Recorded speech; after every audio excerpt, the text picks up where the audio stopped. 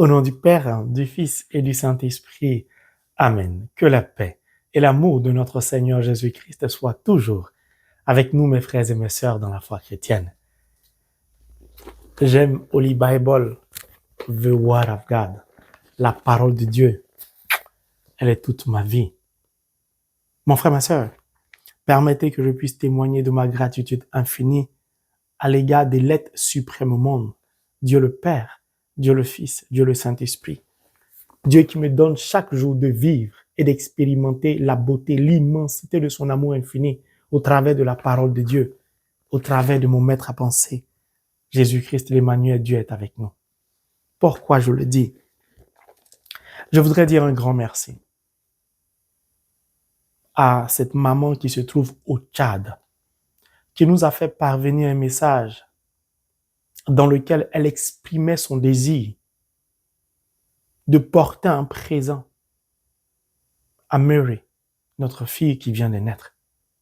Maman, que Dieu te bénisse. Maman, du plus profond de mon cœur, je te dis merci. Ma famille te dit merci. Car au travers de toi, Dieu confirme ainsi son amour pour nous, mais il confirme aussi the word of God, la parole de Dieu.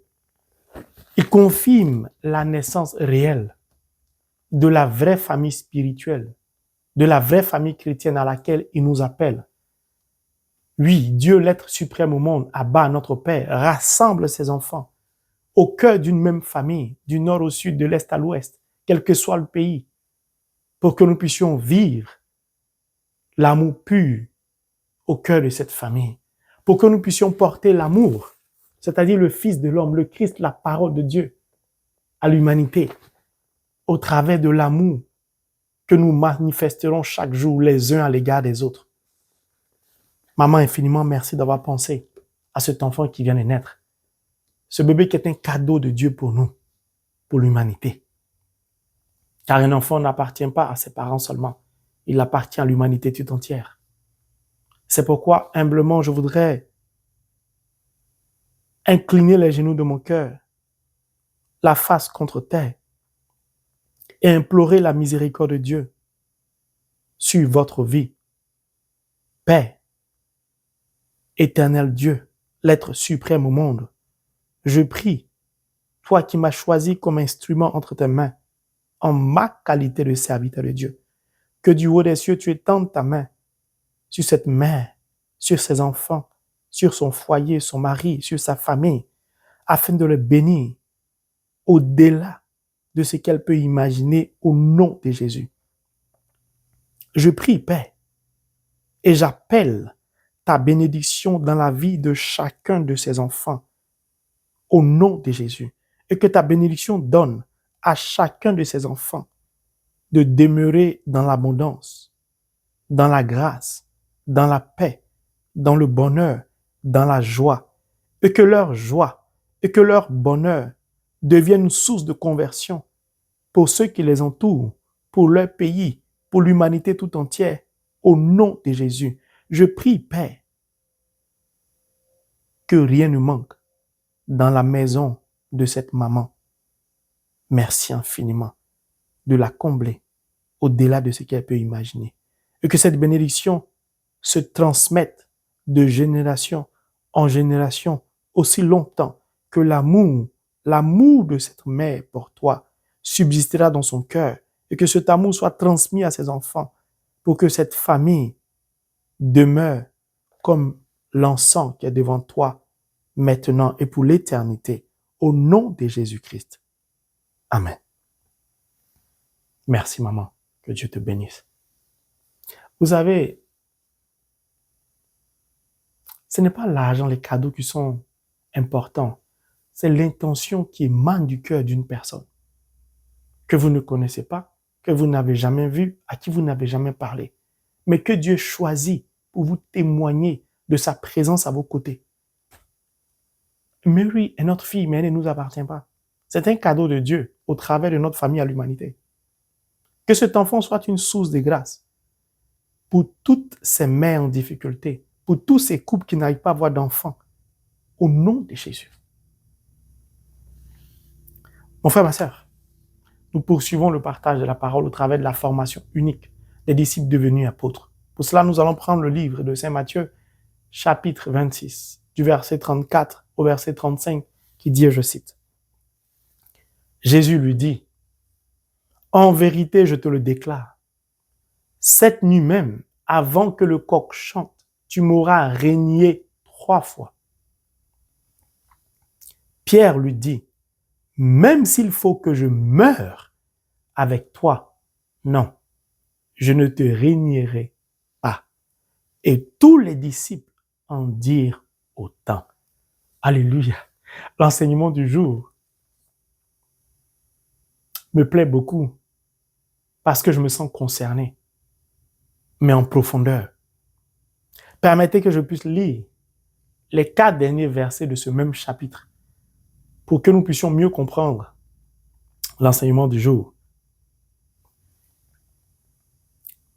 De nouveau, il nia avec serment, « Je ne connais pas cet homme. » Peu après, ceux qui étaient là s'approchèrent et dirent à Pierre, « À coup sûr, toi aussi tu es des leurs.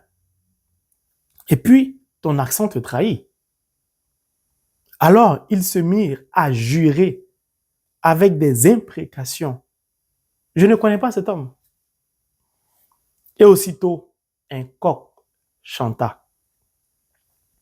Et Pierre se rappela la parole que Jésus avait dite. « Avant que le coq chante, tu m'auras régné 3 fois. » Il sortit et pleura amèrement. Mon frère, ma sœur, notre verset de base, c'est Jean, chapitre 15, le verset 16. Ce n'est pas vous qui m'avez choisi, mais c'est moi qui vous ai choisi et établi. Le Christ est en pèlerinage avec les disciples qui sont en formation. Tout au long de ce pèlerinage, le Christ va enseigner en profondeur l'importance de connaître la parole de Dieu, d'écouter la parole de Dieu, c'est-à-dire d'écouter le Christ et de mettre en pratique la parole de Dieu. L'importance de connaître une élévation spirituelle sans laquelle nous ne pourrons rien faire, rien accomplir, rien obtenir. Car Dieu est spirituel. Le Christ est spirituel. La parole est esprit. Tout se fait donc en esprit. Pour cela, le Christ, tout au long de cette formation, va confronter les disciples à de multiples exercices. L'enseignement du jour porte sur Pierre, qui est un cas d'école pour les autres, mais au travers de cette formation pour nous aujourd'hui, contemporains. Alors, je vais partager la parole sous forme d'image. Jésus-Christ prend Pierre. Les autres disciples sont assis. Il dépose Pierre sur une chaise. Il prend un miroir et il met devant Pierre. Et il dit à Pierre, « Qu'est-ce que tu vois dans le miroir ?» Pierre dit, « Je me vois. » Il dit, « Toi, tu es qui? Tu vois qui là, dans le miroir ?» Il dit, « Je vois Simon. » Il dit, « Tu vois quoi d'autre encore ?» Il dit, « C'est ma personne que je vois. Je vois mes yeux, mes cheveux. Celui que je vois dans le miroir, c'est Simon. » Jésus dit, « Ok, tu ne vois rien d'autre ?» Il dit, « Non. » Il dit, « Je vais te faire découvrir ce que tu ne vois pas au travers du reflet que tu renvoies le miroir de ta personne. » Le miroir, mon frère, ma sœur, le voici. C'est la parole de Dieu. The word of God.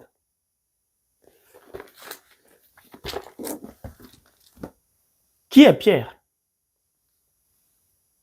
un homme nerveux, impulsif, qui a gros cœur, grande gueule, qui parle beaucoup, qui est toujours pressé de parler. Pierre a un caractère qui n'est pas compatible avec la parole de Dieu. Pierre a un caractère qui s'oppose à la parole de Dieu. Le comportement de Pierre n'est pas en adéquation avec la parole de Dieu. C'est ce que le Christ veut faire découvrir à Pierre. C'est ce que le Christ, mon maître à penser, Rabouni, veut faire découvrir aux autres disciples. Aux autres disciples, oui. Au travers des disciples, nous.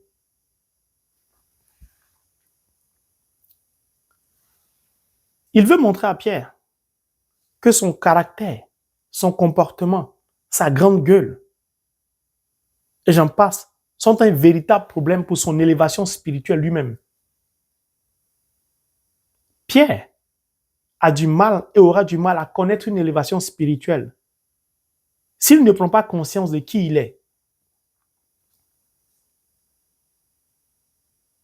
J'ai lu un livre de Saint Paul, un livre concernant Saint Paul, au travers duquel Saint Paul disait « Personne ne peut évangéliser, personne ne peut prospérer si cette personne ne se connaît pas elle-même. »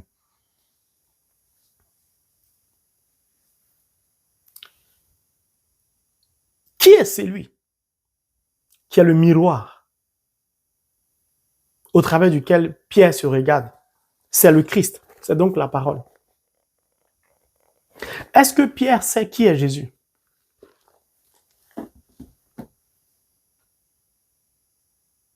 Est-ce qu'il sait ça dans son cœur ou il sait ça du bout des lèvres?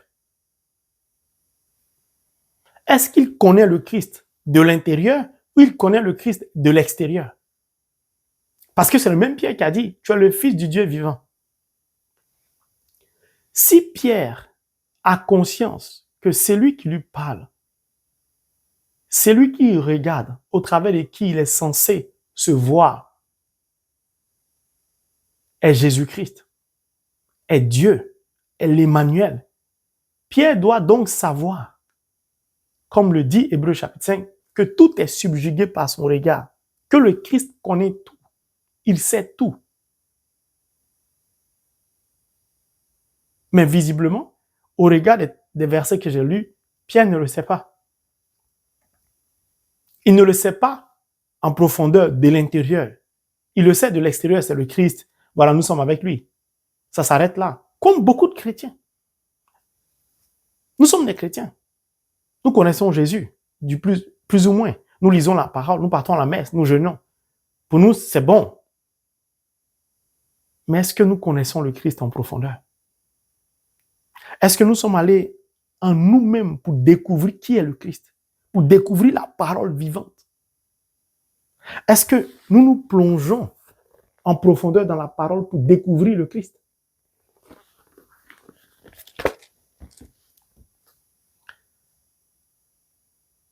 Jésus-Christ les a choisis. Pas par mérite, pas parce qu'ils étaient qualifiés. Ils étaient des pécheurs. Ils n'avaient aucune compétence pour devenir apôtres ou pour être des apôtres. Il les a choisis donc tels quels. Jésus ne choisit pas des personnes qualifiées, mais il qualifie les personnes qu'il choisit. Pour les qualifier, il faut que ces personnes acceptent de partir en pèlerinage avec lui. Il faudrait que ces personnes acceptent d'être confrontées au Christ, c'est-à-dire à la parole, afin de se regarder elles-mêmes, ces personnes.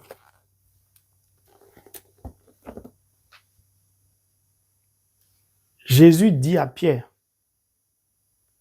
avant que le coq n'ait chanté, tu m'auras régné 3 fois. La réponse de Pierre fait froid dans le dos. Il dit, même s'il faut que je meure avec toi, non, je ne te réunis pas. il ne sait même pas que Dieu est omniscient, est prescient. Il sait tout, il sait les choses d'avance. Pourquoi? Parce que Pierre est resté Simon. Il n'est pas encore converti. Dieu veut nous faire comprendre que lorsqu'il t'a choisi pour le servir, pour devenir apôtre, lorsqu'il t'a choisi comme un instrument au travers duquel il va glorifier son nom, il va agir, il doit d'abord au préalable te briser. Dieu ne va jamais utiliser quelqu'un sans le briser. Donc ce n'est pas vrai de dire que moi, Dieu m'a pris comme ça, j'étais comme si j'étais comme ça, Dieu m'utilise comme ça. Ce n'est pas vrai. Dieu peut te choisir tel que tu es, mais il va te qualifier, c'est-à-dire il va te briser. Il va te transformer avant de t'envoyer. Et il le fait pour toi-même. Pourquoi? Parce que le diable sera sans pitié avec toi si Dieu t'a choisi. Le diable va te fatiguer, va te frapper, va te détruire à partir de tes faiblesses, de tes défauts. Si donc tu ne connais pas tes faiblesses, si donc tu ne connais pas tes défauts, si tu n'acceptes pas de te regarder toi-même en face dans le miroir pour découvrir tes défauts, le diable peut faire ce qu'il veut avec toi. C'est ce qui tue beaucoup de chrétiens. Et vous allez comprendre pourquoi. Jésus-Christ parle. Pierre ne cherche pas à écouter. Oh non, c'est moi quand même Pierre, grande gueule. Non, même s'il faut que je meure avec toi, je vais mourir. À la moindre tribulation, au moindre événement, je ne connais pas cet homme. Lui, là, je ne l'ai jamais vu. Non. C'est qui même d'ailleurs? Il s'appelle comment? Non, non, non, non. Je n'ai jamais marché avec lui là? Non. Mon frère, ma soeur, nous avons besoin d'être brisés par la parole de Dieu, d'être transformés par le Christ. Sans cela, nous ne pouvons pas entrer dans notre bénédiction. C'est pourquoi beaucoup de chrétiens ont reçu des révélations. De manière générale, ces révélations ne s'accomplissent pas tarde. Parce que ces personnes n'ont pas encore percuté, compris, accepté que Dieu est en train de leur former, est en train de leur parler, est en train de les briser. Ces personnes n'acceptent pas la leçon de Dieu, la formation de Dieu, la transformation de Dieu. Pour être transformé, pour être brisé, il faut écouter la parole de Dieu. Quand on écoute, on comprend. Quand on comprend, on met en pratique. Quand on entend la parole de Dieu, on ne peut pas la mettre en pratique puisqu'on ne la comprend pas. C'était le cas de Pierre. Pourquoi Pierre ne comprenait pas? Parce qu'il manifestait dans sa nouvelle vie chrétienne ses anciennes habitudes passées. Simon n'a pas su faire la différence entre son vieil homme et le nouveau homme qu'il est devenu. C'est pourquoi il avait besoin de formation. Tu ne peux pas être chrétien et manifester dans ta nouvelle vie d'enfant de Dieu tout ce que tu faisais avant dans l'obscurité. C'est-à-dire quand tu n'étais pas baptisé. Ça ne va pas marcher. Tu ne peux pas connaître ainsi l'élévation spirituelle. Ce n'est pas possible. Donc Pierre entend la parole du Christ, mais il ne l'écoute pas. Il s'écoute lui-même. Il entend la parole, mais il s'écoute lui-même. Or, on ne met en pratique que ce qu'on écoute. Comme il s'écoute lui-même, il met en pratique ce que lui-même il souhaite. Vous comprenez la différence? Nous sommes beaucoup des chrétiens. Nous entendons la parole de Dieu, mais nous nous écoutons nous-mêmes. Donc, nous mettons en pratique ce que nous souhaitons. Mais avec ce qu'on a entendu, donnant l'impression que ce que Dieu dit ne s'accomplit pas ou n'est pas vrai.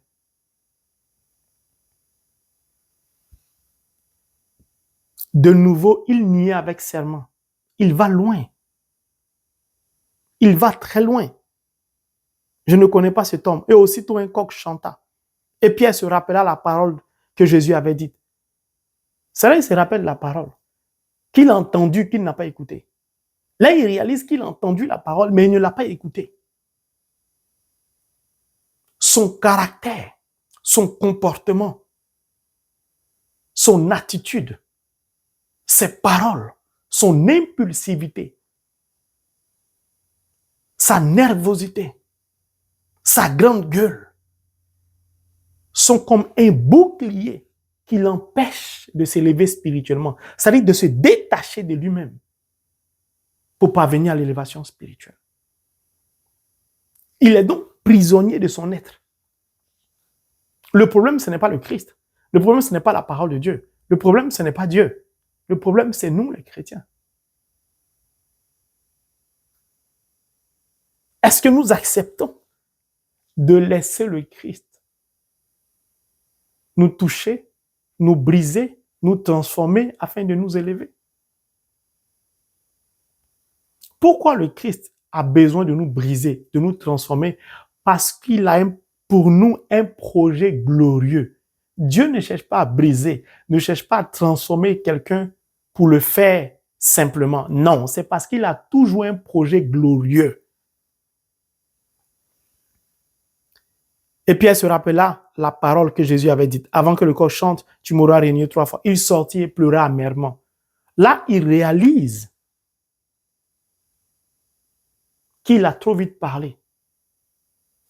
Là, Pierre réalise qu'en face du miroir, qui il est, il ne voit plus le reflet de sa chair, de sa personne, mais il voit Simon. Au-delà de Simon, il voit ses défauts. Il voit ses faiblesses. Il comprend tout de suite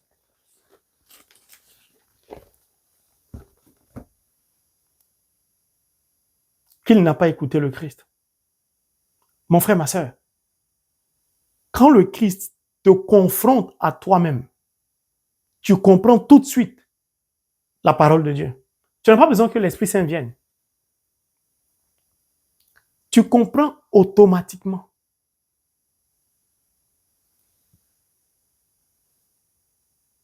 Mon frère, ma sœur,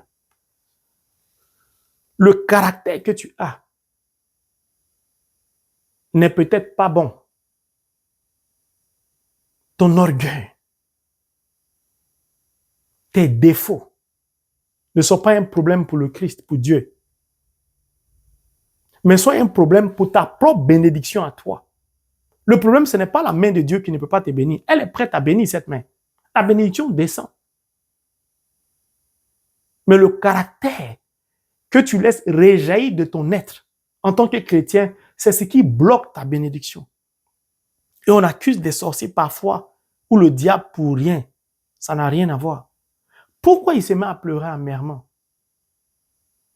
Parce qu'il réalise qu'il n'a pas laissé la parole pénétrer en son être, en son cœur.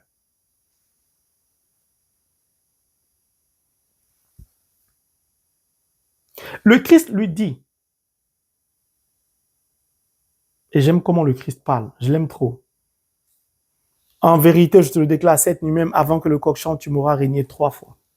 Pourquoi le chiffre 3? Parce que Pierre avait besoin de miséricorde. Sans la miséricorde, il ne pouvait pas être brisé. Il ne pouvait pas être transformé. Il ne pouvait donc pas être un apôtre. Les disciples avaient tous besoin de la miséricorde, comme nous avons besoin de la miséricorde aujourd'hui. Et le Christ parle du coq. Pourquoi le coq? Si vous regardez au sommet de certaines églises, vous allez voir le symbole, pour symbole le coq. Le coq, là, quand il chante, en général, c'est à l'aube. Pour annoncer quoi? Le lever du soleil, du jour. Pourquoi le lever du soleil? Parce que nous passons de la nuit au jour, c'est-à-dire des ténèbres à la lumière. En disant à Pierre, en vérité, je te déclare, cette nuit même, avant que le coq chante, tu m'auras régné 3 fois. Avant que le coq annonce le temps de ton réveil spirituel, avant que le coq chante pour annoncer le lever du jour, le lever du soleil, tu auras manifesté à 3 reprises les œuvres du diable. Tu auras laissé le diable faire de toi, à partir de tes défauts, de ton caractère, de ton impulsivité, de ta colère, et j'en passe, ce qu'il veut. C'est pourquoi, chaque fois que je prêche, j'appelle les chrétiens à ne pas demeurer dans la colère, dans l'impulsivité, dans la nervosité. Ce n'est pas bon. C'est un chemin d'obscurité. C'est un chemin qui mène à la tombe. Lorsque le coq se met à chanter pour annoncer le lever du jour, pour annoncer la transformation et le réveil spirituel de Simon, c'est pourquoi le Christ a parlé et a utilisé le coq comme sagesse de parole. Dans la parole de Dieu, il n'y a pas de hasard. Il n'y a pas de coïncidence. Tout a un sens au regard de Dieu.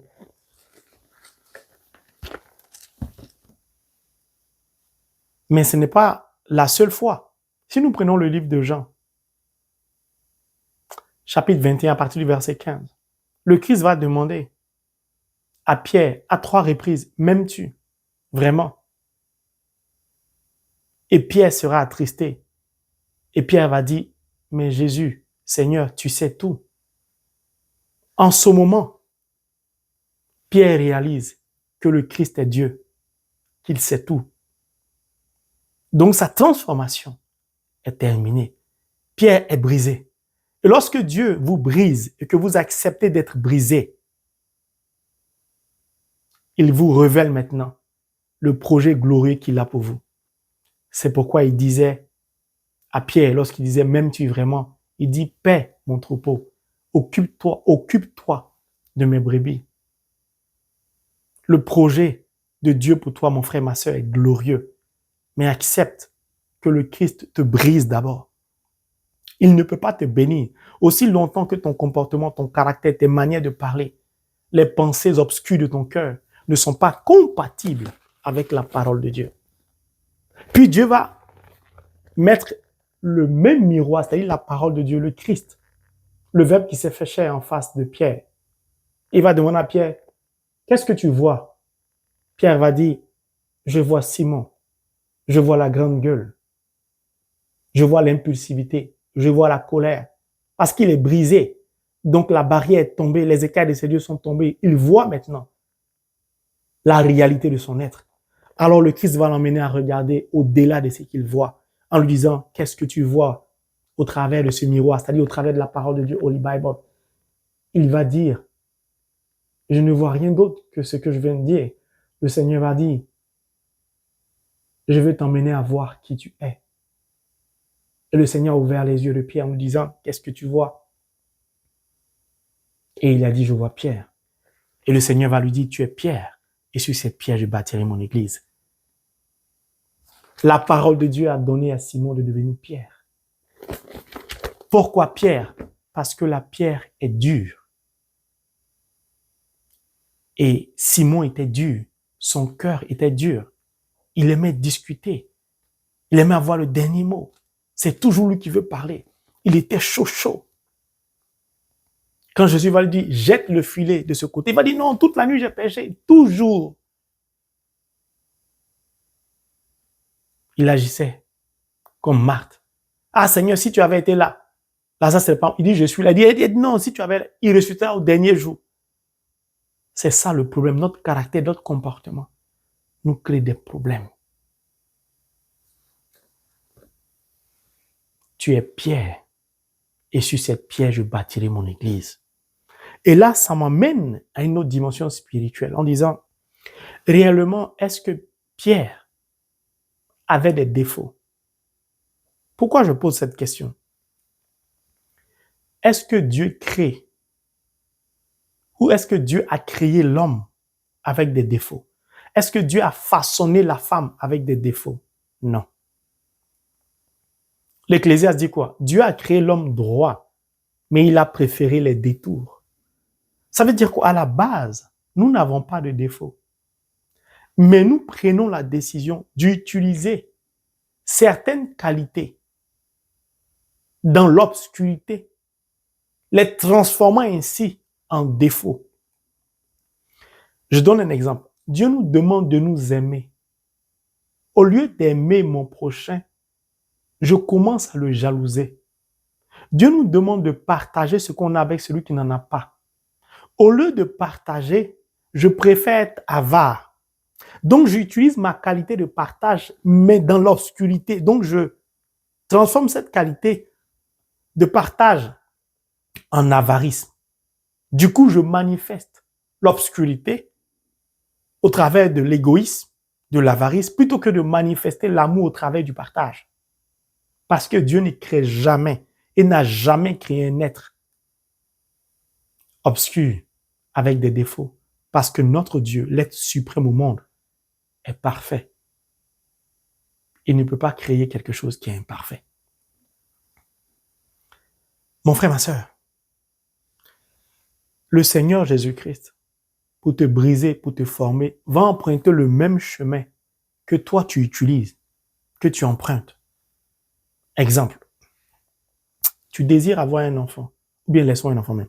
Tu désires avoir un travail, tu es au chômage. Tu as fini tes études, tu n'as pas de travail. Lorsque le Seigneur regarde à ton cœur, il se rend compte que si tu as un travail, on ne pourra plus te parler. Tu seras impoli. Qu'est-ce qu'il va? Qu'est-ce que le Seigneur va faire? Il va fermer les portes du travail par amour pour toi, parce qu'il ne veut pas te perdre. Et ça, ce moment, beaucoup de chrétiens disent, mais je ne comprends pas, je prie, je jeûne, il n'y a rien. C'est à cause des intentions de ton cœur. Sirachie 37, verset 17. La racine de nos pensées, c'est notre cœur. Dieu emprunte le même chemin que toi. Pour que tu sentes ce que tu vas faire subir aux autres lorsqu'il va te bénir, de sorte à ce que tu changes. Si tu es quelqu'un qui aime critiquer les gens, qui aime te moquer des gens,